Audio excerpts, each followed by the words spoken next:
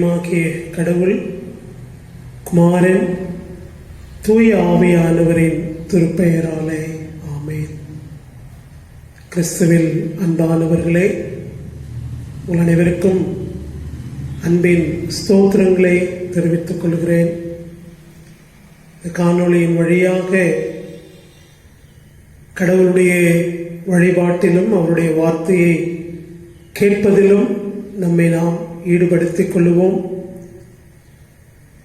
ஆலயத்தில் வந்து வழிபட முடியாத சூழலில் காணொளியின் வழியாக நாம் தொடர்ந்து இந்த வழிபாட்டிலே கடவுளுடைய வார்த்தையை தியானிப்பதிலே நாம் பங்கேற்று வருகிறோம். திருச்சபையின் குடும்பங்களுக்கு நாம் இதை பகிர்ந்து கொள்வோம். கொஞ்சம் பேர் தான் நம்ம பார்க்கிறோம்.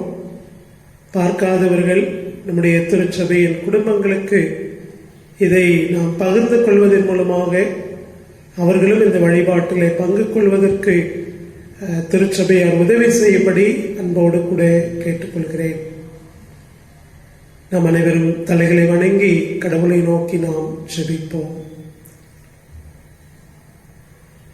எங்களை நேசிக்கிற அன்பின் நல்ல ஆண்டவரே, இதோ இந்த காலை பொழுதிலே உம்மை நன்றியோடு நாங்கள் துதிக்கிறோம், ஸ்தோத்திரிக்கிறோம்.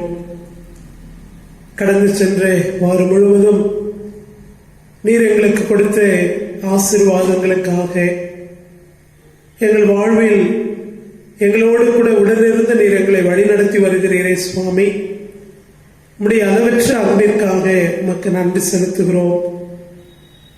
ஆண்டவரே, இப்பொழுதும் இந்த காலை பொழுதிலே உம்முடைய திருவார்த்தைகளை நாங்கள் கேட்கவும், ஆண்டவரை உம்மை நோக்கி எங்களுடைய மன்றாட்டுக்களை நாங்கள் விசுவாசத்தோடு ஏறெடுக்கவும், ஆண்டவரே, நாங்கள் உம்முடைய பாதத்திலே கூடி வந்திருக்கிறோம்.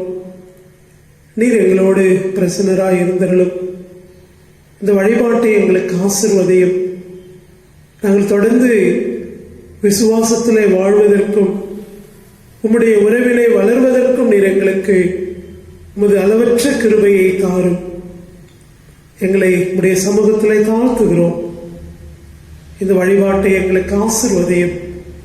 இயேசுவின் திருப்பெயரில் கேட்டுக்கொள்கிறோம் எங்கள் அன்பு நிறைந்த கடவுளே, ஆமென்.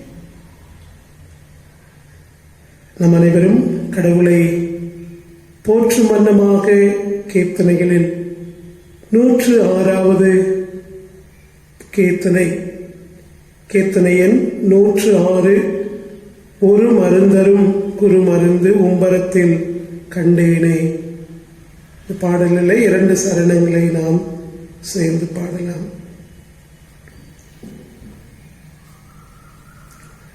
ஒரு மருந்தரும் குரு மருந்து உம்பரத்தில் கண்டேனே. ஒரு மருந்தரும் குரு மருந்து உம்பரத்தில் கண்டேனே. அருள் மருந்துடன் ஆனந்த மருந்து ஆதீற்றான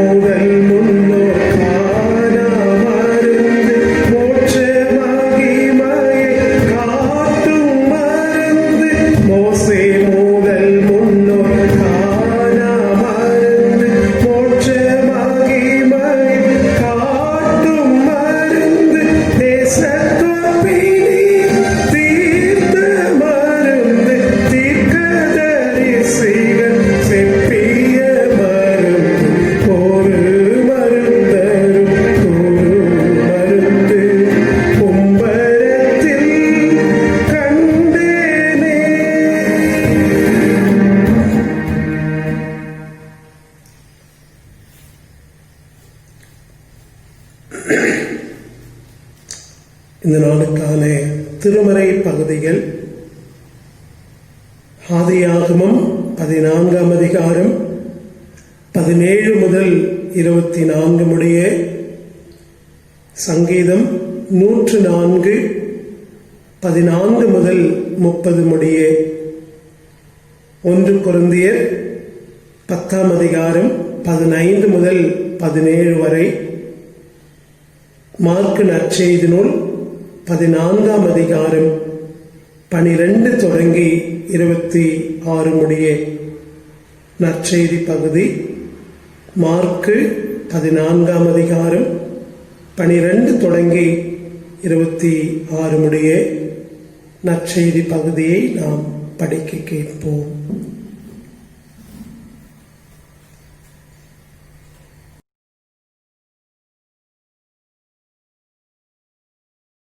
பஸ்காவை பலியிடும் நாளாகிய புளிப்பில்லாத அப்பம் சாப்பிடுகிற முதலாம் நாளிலே அவருடைய சீஷர்கள் அவரிடத்தில் வந்து, நீர் பஸ்காவை புசிப்பதற்கு நாங்கள் எங்கே போய் ஆயத்தம் பண்ண சித்தமாய் இருக்கிறீர் என்று கேட்டார்கள். அவர் தம்முடைய சீஷரில் 2 பேரை நோக்கி, நீங்கள் நகரத்திற்குள்ளே போங்கள், அங்கே தண்ணீர் குடம் சுமந்து வருகிற ஒரு மனுஷன் உங்களுக்கு எதிர்ப்படுவான், அவன் பின்னே போங்கள். அவன் எந்த வீட்டிற்குள் பிரவேசிக்கிறானோ அந்த வீட்டு எஜமானை நீங்கள் நோக்கி, நான் என் சீஷரோடு கூட பஸ்காவை புசிக்கிறதற்கு தகுதியான இடம் எங்கே என்று போதகர் கேட்கிறார் என்று சொல்லுங்கள். அவன் கம்பளம் முதலானவைகள் விரித்து ஆயத்தம் பண்ணப்பட்டிருக்கிற விஸ்தாரமான மேல் வீட்டறையை உங்களுக்கு காண்பிப்பான். அங்கே நமக்காக ஆயத்தம் பண்ணுங்கள் என்று சொல்லி அனுப்பினார். அப்படியே அவருடைய சீஷர் புறப்பட்டு நகரத்தில் போய் தங்களுக்கு அவர் சொன்னபடியே கண்டு பஸ்காவை ஆயத்த பண்ணினார்கள். சாயங்காலமான போது அவர் 12 கூட அவ்விடத்திற்கு வந்தார். அவர்கள் பந்தி அமர்ந்து போஜனம் பண்ணுகையில் இயேசு அவர்களை நோக்கி, என்னுடனே புசிக்கிற உங்களில் ஒருவன் என்னை காட்டிக் கொடுப்பான் என்று மெய்யாகவே உங்களுக்கு சொல்லுகிறேன் என்றார். அப்பொழுது அவர்கள் துக்கமடைந்து, நானோ நானோ என்று ஒவ்வொருவரும் அவரிடத்தில் கேட்கத் தொடங்கினார்கள். அவர் பிரதியுத்தரமாக, என்னுடனே கூட தாளத்தில் கையிடுகிறவனாகிய 12 ஒருவனே அவன் என்று சொல்லி, மனுஷகுமாரன் தம்மை குறித்து எழுதியிருக்கிறபடியே போகிறார். ஆகிலும் எந்த மனுஷனால் மனுஷகுமாரன் காட்டிக் கொடுக்கப்படுகிறாரோ அந்த மனுஷனுக்கு ஐயோ, அந்த மனுஷன் பிறவாதிருந்தானால் அவனுக்கு நலமாயிருக்கும் என்றார். அவர்கள் போஜனம் பண்ணுகையில் இயேசு அப்பத்தை எடுத்து ஆசீர்வதித்து அதை பிட்டு அவர்களுக்கு கொடுத்து, நீங்கள் வாங்கி புசியுங்கள், இது என்னுடைய சரீரமாயிருக்கிறது என்றார். பின்பு பாத்திரத்தையும் எடுத்து ஸ்தோத்திரம் பண்ணி அதை அவர்களுக்கு கொடுத்தார். அவர்கள் எல்லாரும் அதிலே பானம் பண்ணினார்கள். அப்பொழுது அவர் அவர்களை நோக்கி, இது அநேகருக்காக சிந்தப்படுகிற புது உடன்படிக்கைக்குரிய என்னுடைய இரத்தமாய் இருக்கிறது. நான் தேவனுடைய ராஜ்யத்தில் நவமான ரசத்தை பானம் பண்ணும் நாள் வரைக்கும் திராட்சப்பழ ரசத்தை இனி நான் பானம் பண்ணுவதில்லை என்று மெய்யாகவே உங்களுக்கு சொல்லுகிறேன் என்றார். அவர்கள் ஸ்தோத்திர பாட்டை பாடின பின்பு ஒலிவ மலைக்கு புறப்பட்டு போனார்கள்.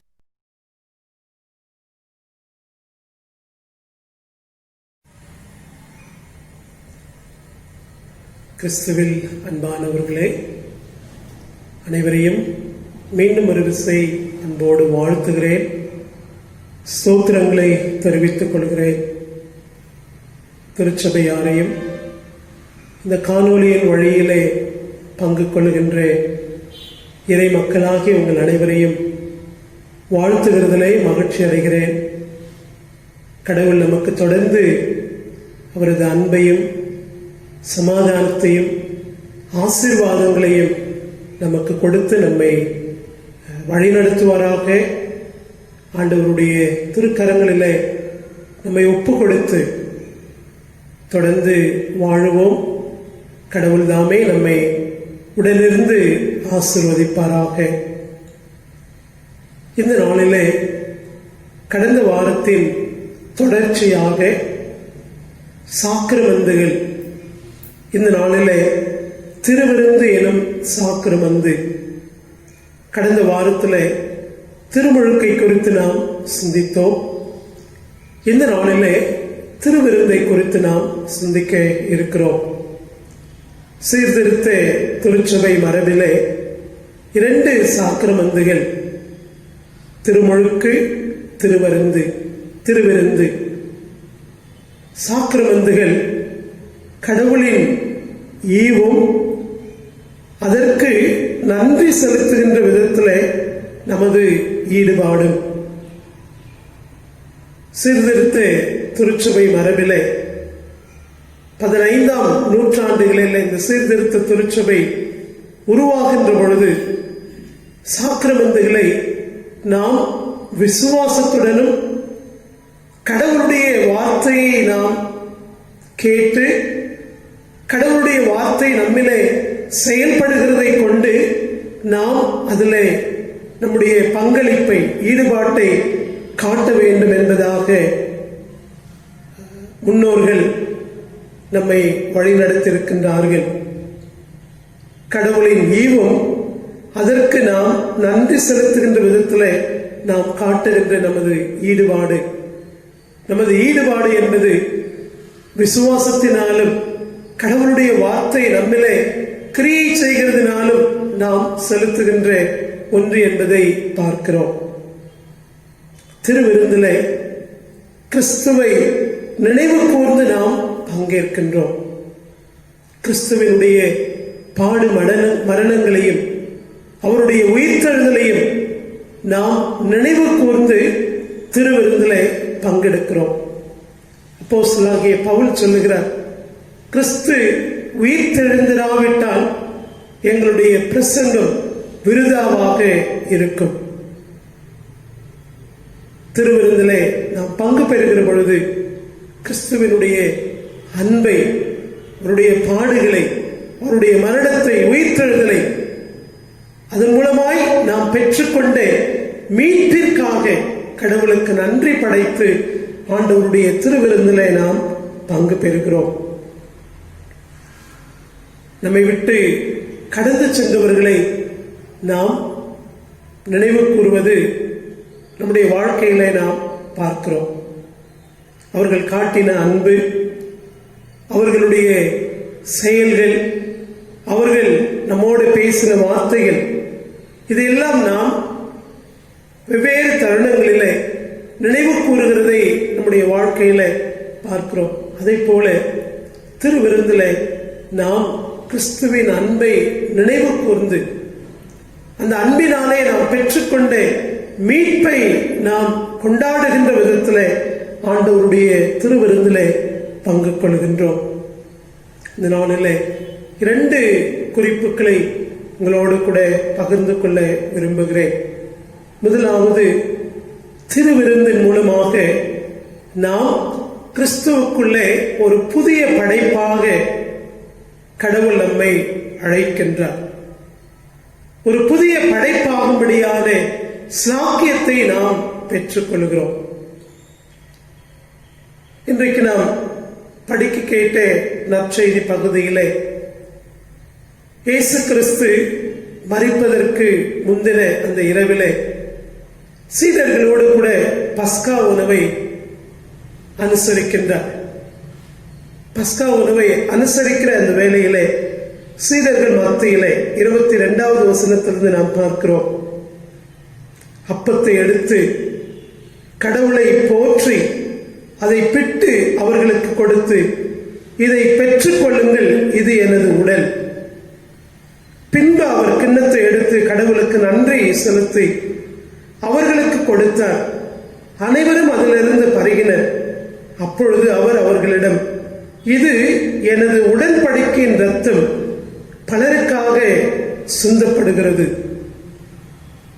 இனிமேல் இறையாட்சி வரும் அந்நாளில் நான் திராட்சைப்பழ ரசத்தை குடிப்பேன்.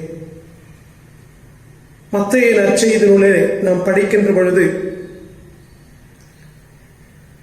இது எனது இரத்தம், இதன் வழியாய் பலர் பாவ மன்னிப்பை பெற்றுக் கொள்வார். லூக்கா நற்செய்தி நூலிலே நாம் படிக்கின்ற பொழுது, இது எனது ரத்தம், இந்த இரத்தத்தினாலே உங்களோடு ஒரு புதிய உடன்படிக்கையை செய்து கொள்கிறேன் என்பதாக லூக்கா நற்செய்தி நூலிலே நாம் படிக்கின்றோம். கிறிஸ்துவில் அன்பானவர்களே, கிறிஸ்துவனுடைய உடலும் கிறிஸ்துவனுடைய உதிரமும் இந்த உலகத்திற்காக, இந்த உலகத்தின் மீட்பிற்காக படைக்கப்படுகிறதை நாம் பார்க்கிறோம். யோவான் நற்செய்தி நூல் 10ஆம் அதிகாரத்தில் நாம் பார்க்கிறோம், நானே நல்ல மேய்ப்பன், நல்ல மேய்ப்பன் தன் ஆடுகளுக்காக ஜீவனை கொடுக்கிறார். தொடர்ந்து 18வது வசனத்தில் நாம் பார்க்கிறோம், யோவான் 10ஆம் அதிகாரம் 18வது வசனத்தில்,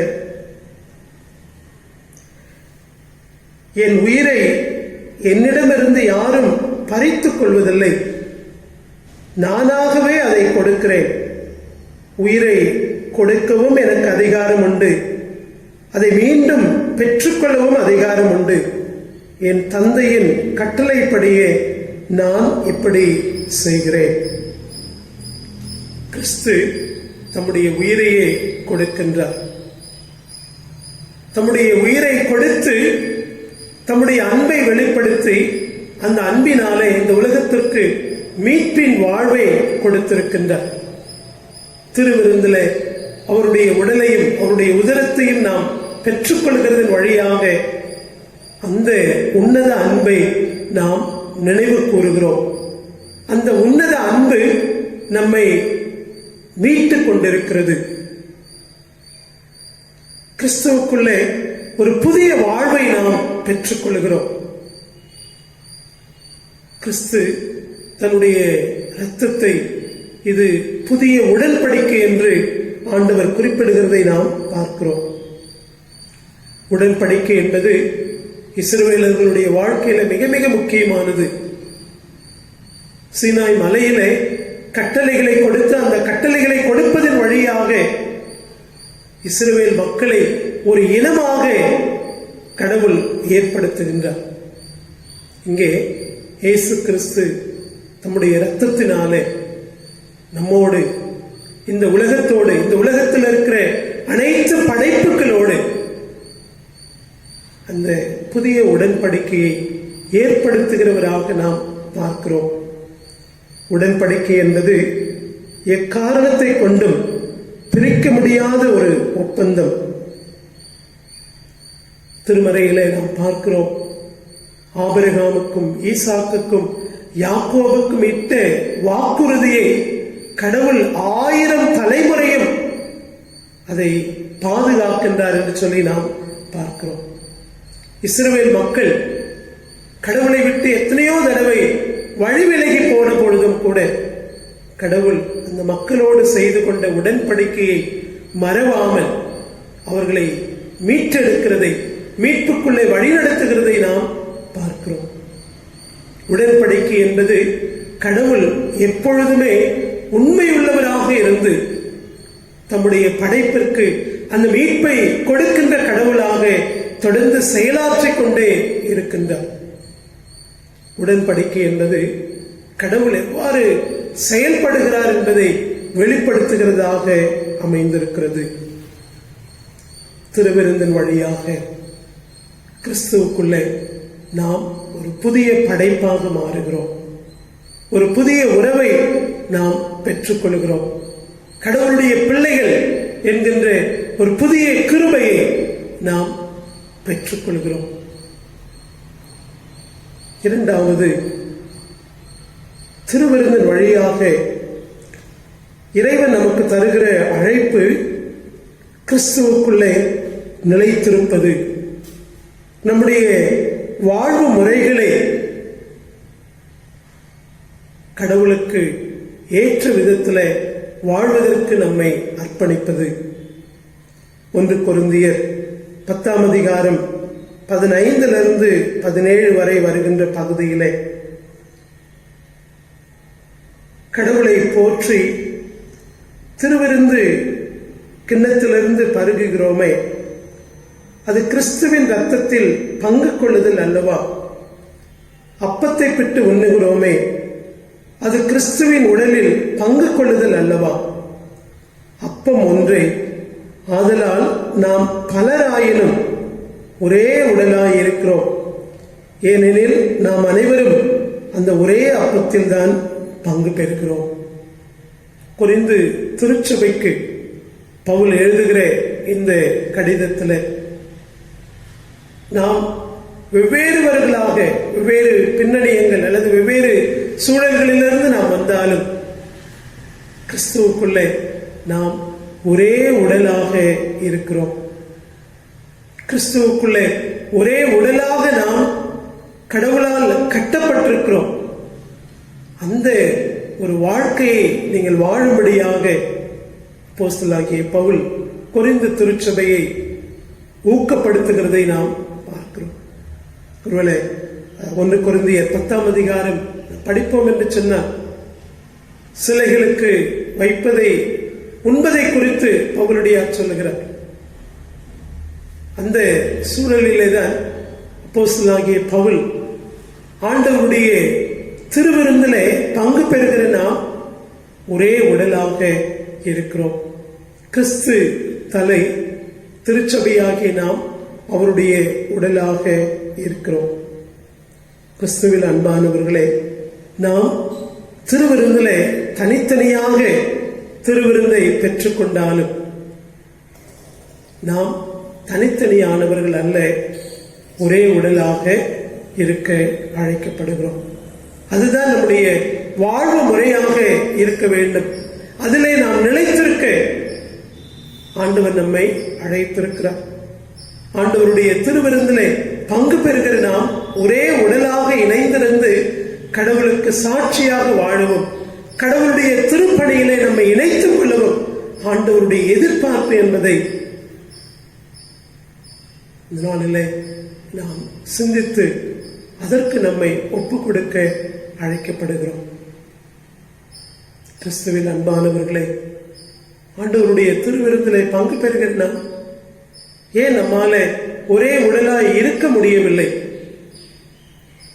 ஏன் நமக்குள்ளே வேறுபாடுகள், ஒருவரை ஒருவர் தாங்கி ஒருவரை ஒருவர் பலப்படுத்தி அன்பின் உறவிலே நாம் இணைந்திருந்து கடவுளுக்கு ஒரு இணைந்த சாட்சிகளாய் வாழ்வதற்கு நாம் தவறி போகிறோமே? இந்த நாளிலே அதற்கான காரணங்களை நாம் கண்டறிந்து அதை நம்முடைய வாழ்க்கையிலிருந்து கலைந்து நாம் திருச்சபையாய் ஆண்டவருக்கு ஒரு நல்ல வாழ்க்கையை வாழ்வோம். அப்போஸ்தலனாகிய பவுல் 11ஆம் அதிகாரத்தில் எழுதுகிற பொழுது, நீங்கள் திருவிருந்திலே வருகிற பொழுது எளியவர்களை வெளியே தள்ளி நீங்கள் உட்கொள்ளுகிறீர்கள், அதுவா திருவிருந்து?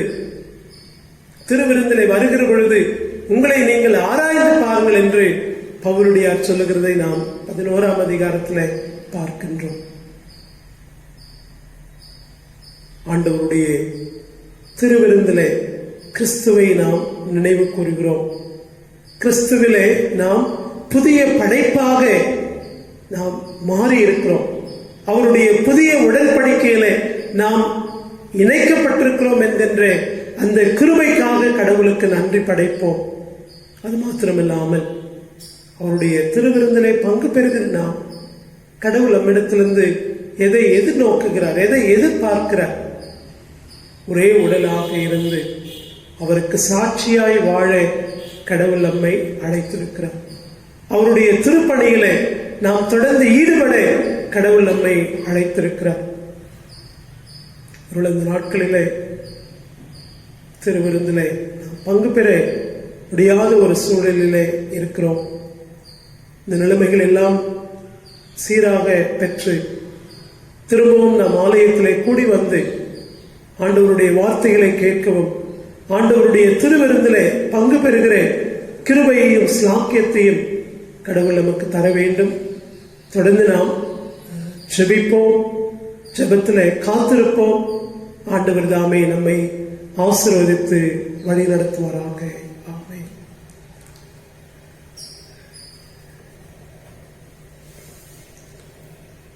நம் அனைவரும் இணைந்து கீர்த்தனைகளிலே 427வது பாடல், பயணிகள் பாதையில் பலம் தரும் விருந்து. 3வது சரணத்தை நாம் சேர்ந்து பாடலாம். கீர்த்தனை எண் 427. பயணிகள் பாதையில் பலம் தரும் விருந்து, பரமனின் திருவுளம் காத்திடும் விருந்து. பயணிகள் பாதையில் பலம் தரும் விருந்து, பரமனின் திருவுளம் காத்திடும் விருந்து. ஈவதும் ஏற்பதும் விருந்ததில் போதுமை, இறைவனே தனை இதில் ஈவது புதுமை. ஈவதால் என்றும் மறைவது வெறுமை, சாவிலே வாழ்வது மலர்வதே இனிமை. ஈவதால் என்றும் மறைவது வெறுமை, சாவிலே வாழ்வது மலர்வதே இனிமை. பயணிகள் பாதையில் பலம் தரும் விருந்து, பரமனின் திருவுளம் பார்த்திடும் விருந்து. பயணிகள் பாதையில் பலம் தரும் விருந்து, பரமனின் திருவுளம் பார்த்திடும் விருந்து. ஜெபம் செய்வோம். எங்களை நேசிக்கிற அன்பின் நல்ல ஆண்டவரே, இதோ இந்த அருமையான ஆண்டவரே வழிபாட்டிற்காக இந்த வழிபாட்டிலே உம்முடைய பாடல்களை பாடவும், உம்முடைய திருவார்த்தைகளை நாங்கள் தியானிக்கவும் நீர் கொடுத்த ஒரு கிருபைக்காக உம்மை ஸ்தோத்திரிக்கிறோம். உம்முடைய அன்பினாலும் பேரிரக்கத்தினாலும் ஆண்டவரே நீர் எங்களை மீட்டெடுத்திருக்கிறீர். புதிய படைப்பாகும்படி நீர் எங்களை தெரிந்து கொண்டீரே சுவாமி. திருவிருந்திலே நாங்கள் பங்கு பெறுகிற பொழுதெல்லாம் உம்முடைய அன்பை நினைவு கூர்ந்து நீர் எங்களுக்கு தந்திருக்கிற இந்த வாழ்வுக்காக உமக்கு நன்றி படைத்து இந்த உலகத்திலே நாங்கள் உமது சாட்சிகளாகவும் உம்முடைய திருப்பணியை செய்கிறவர்களாகவும் வாழ எங்களை அர்ப்பணிக்கிற சுவாமி. உம்முடைய தூய ஆவியானவராலே எங்களை பலப்படுத்தும், எங்களை காத்துக்கொள்ள சுவாமி. உம்முடைய உறவிலே நிலைத்திருக்க எங்களுக்கு அருள் தாரும். உலக ஆசைகள், சிற்றின்பங்கள் ஆண்டவரே எங்களை விசுவாச வாழ்க்கையிலிருந்து வழிவிலகச் செய்கிறதே ஆண்டவரே, அதிலிருந்து எங்களை பாதுகாத்துக் கொள்ளும். எங்களுடைய வாழ்வு ஆண்டவரே நீர் எங்களோடு கூட இருக்கிறீர் என்பதை, நீர் எங்களிலே வாழுகிறீர் என்பதை வெளிப்படுத்த எங்களுக்கு நீர் கிருபை தாரும் சுவாமி. உடைய தூய ஆவியானவராலே எங்களை பலப்படுத்தும், காத்துக்கொள்ளும். உடைய அன்பின் கரங்களிலே எங்களை ஒப்புக் கொடுக்கிறோம். ஆண்டவரே, திருச்சபையின் ஒவ்வொரு குடும்பங்களுக்காக இடத்துல மன்றாடுகிறோம். ஆண்டவரே, என்னென்ன நிலைமையில் இருக்கிறார்களோ, அவருடைய தேவைகள் என்னவோ அவைகள் எல்லாவற்றுக்காக நாங்கள் செபிக்கிறோம். குடும்பங்களிலே சுகவீனமாய் இருப்பவர்களுக்காக செபிக்கிறோம். ஆண்டவர் தாமே நல்ல சரீர சுகத்தை நீர் தந்து காத்துக்கொள்ள வேண்டும் என்று மன்றாடுகிறோம் சுவாமி. ஆண்டவரே, கடந்த நாளிலே அருமையான திரு சாலமோன், திருமதி பிரியா அவர்களுக்கு நீர் கொடுத்த நல்ல சுகப்பிரசவத்திற்காக உமக்கு நன்றி செலுத்துகிறோம். தொடர்ந்து உம்முடைய கிருபை அவருடைய இல்லற வாழ்க்கையை ஆசீர்வதிக்க வேண்டும் என்று உம்மை மன்றாடுகிறோம் சுவாமி. தொடர்ந்து உம்முடைய சமாதானத்தை எங்கள் வாழ்விலே நீர் தாரும் சுவாமி. வயதில் முதிர்ந்த பெரியவர்களை நாங்கள் தொடர்ந்து பராமரிக்க, அவர்களிலே எங்களுடைய அன்பை பகிர்ந்து கொள்ள நீர் கிருபை தாரும். நல்ல சரீர சுகத்தை நீர் தாரும் சுவாமி. வாலிபர்கள், பிள்ளைகள் அனைவரையும் உம்முடைய கரங்களிலே ஒப்புக் கொடுக்கிறோம். பிள்ளைகளை நீர் ஆசீர்வதியும் சுவாமி. இந்த கல்வியாண்டு இன்னும் பள்ளியிலே சென்று படிக்க முடியாத சூழலிலே பிள்ளைகளை மீது கிருபையினால் நீர் வழிநடத்துங்க சுவாமி. உடைய திருக்கரங்களிலே ஒப்புக் கொடுக்கிறோம். வருகின்ற வாரத்திலே தங்களுடைய பிறந்த நாளையும் திருமண நாளையும் எதிர்நோக்கி இருக்கிற ஒவ்வொருவருக்காகவும் ஜெபிக்கிறோம். அவர்களை ஆசீர்வதியும். இந்த புதிய ஆண்டு உம்முடைய அருட்கொடைகளால் நிரப்பும்படியாய் ஜெபிக்கிறோம். ஆண்டவரே, எங்களுடைய இந்திய நாட்டிற்காய் ஜெபிக்கிறோம். தேசத்தை ஆளுகிறவர்கள், மாநிலங்களை ஆளுகிறவர்களுக்காய் ஜெபிக்கிறோம். அரசியல் கட்சிகளுக்காய் ஜெபிக்கிறோம். அப்பா, இணைந்து ஆண்டவரே இந்த நாட்களிலே செயல்படவும், மக்களுக்கு அவ்வப்போது ஏற்படுகிற கஷ்டங்களிலே ஆண்டவரே அவர்கள் தொடர்ந்து செயலாற்றவும் நீர் அருள் தாரும். இயற்கை சீற்றங்களினாலும் வைரஸ் தொற்றினாலும் ஏற்படுகிற பாதிப்புகளுக்காக அவர்கள் எடுக்கின்ற எல்லா பாதுகாப்பு பணிகளையும் நீர் ஆசீர்வதிய சுவாமி. முன்கள பணியாளர்களை நாங்கள் நினைவு கூர்ந்து ஜெபிக்கிறோம். அவர்களுக்கு தொடர்ந்து நல்ல சரீர சுகத்தையும் பலத்தையும் நீர் தாரு சுவாமி. ஆண்டவரே, முன்கள பணியாளர்களும் கூட இந்த தொற்றிலே பாதிக்கப்பட்டு ஆண்டவரே தங்களுடைய வாழ்க்கை இழந்து போகிற சூழல்களை நாங்கள் பார்க்கிறோம். அவர்களை எல்லா விதமான சுகவீனங்களிலிருந்து, மன அழுத்தங்களிலிருந்து விலக்கி பாதுகாத்துக் கொள்ளும். உடைய கிருபையினால் தாங்க சுவாமி. உடைய கரங்களிலே ஒப்புக் கொடுக்கிறோம். நாங்கள் கேட்ட நன்மைகள், கேட்க மறந்த எல்லாவற்றையும் கூட்டித்தாரும். ஆண்டவரே, நாங்கள் செய்கிற எல்லா வேலைகளிலும் ஒரு கிருபையினை தாரும் அப்பா. எங்களுடைய புதிய ஆலய பணிகளுக்காய் ஜெபிக்கிறோம். ஆண்டவரே, தேவைகளை நீர் சந்தித்து ஆண்டவரே எல்லா பணிகளையும் நாங்கள் செய்து முடித்து ஏற்ற நாளிலே கிருபை தாரும். துதி கன மகிமையாவும் நமக்கு செலுத்துகிறோம். இயேசு கிறிஸ்துவின் வழியாய் கேட்டுக்கொள்கிறோம் எங்கள் அன்பு நிறைந்த கடவுளே, ஆமென். என் ஆத்துமாவே கர்த்தரை ஸ்தோத்திரி, என் முழு உள்ளமே அவருடைய பரிசுத்த நாமத்தை ஸ்தோத்திரி. என் ஆத்துமாவே கர்த்தரை ஸ்தோத்திரி, அவர் செய்த சகல உபகாரங்களையும் மறவாதே. நம்முடைய ஆண்டவராகிய இயேசு கிறிஸ்துவினுடைய கிருபையும் பிதாவாகிய கடவுளின் அன்பும் பரிசுத்த ஆவியானவருடைய ஆசீர்வாதமும் பாதுகாப்பும் வழிநடத்துதலும் ஆறுதலும் தேறுதலும் உங்கள் அனைவரோடும் இன்றும் என்றும் சதா காலங்களிலும் நிலைத்திருப்பதாக. ஆமென்.